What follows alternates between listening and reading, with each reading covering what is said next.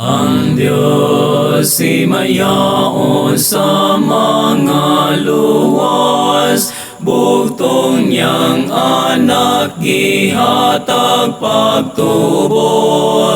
Sala sa katawhan iyang gipasan, ihalad niyang kaugalingon sa cross.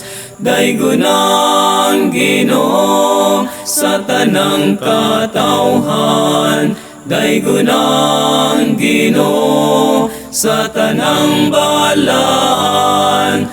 Dungog o himaya ihatag sa Dios, tungod sa buhat niyang kahibulungan. Hingpit kaluwasan gitanyag sa Dios, sa tanang motuo sa pulong niya. Ug magmalipayon nga mga lagad, tungod sa buhat niyang kahibulungan.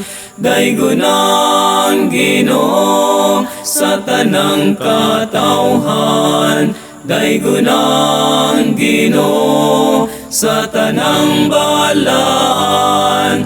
Dungog o himaya ihatag sa Dios, tungod sa buhat niyang kahibulungan.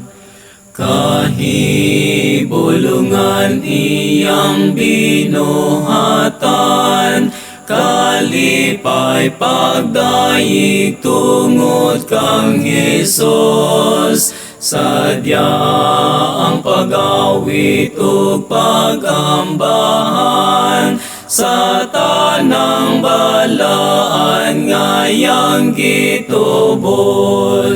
Daygunang Ginoo sa tanang katawhan, daygunang Ginoo sa tanang balaan.